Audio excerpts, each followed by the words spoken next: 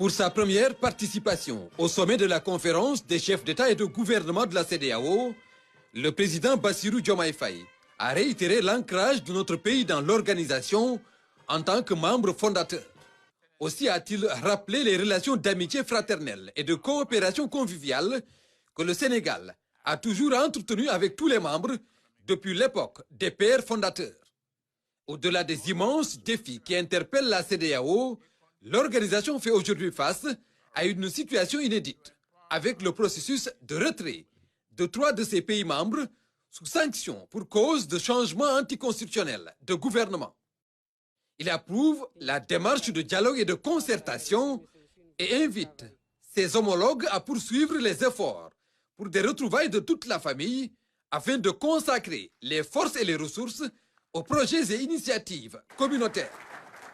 Le moment est peut-être venu de réfléchir davantage sur les sanctions communautaires extrêmes qui, au regard de leur impact économique et social sévère, renforcent malheureusement l'idée d'une institution qui punit ses populations au lieu d'être à leur service et à leur secours.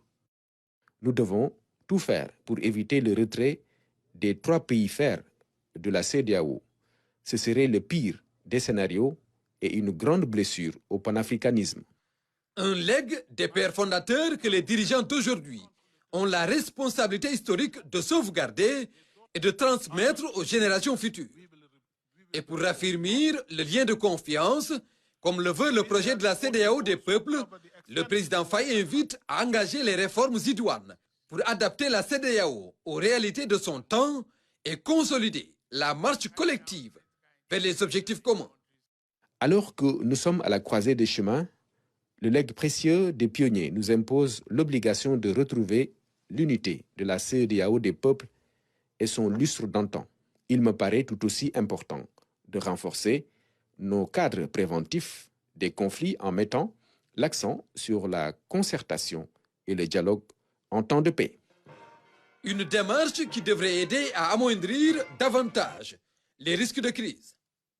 En tant que nouveau venu dans le cercle familial, le président Faye affiche sa détermination à travailler avec chacun de ses homologues pour une CEDEAO réconciliée, plus forte, unie et prospère.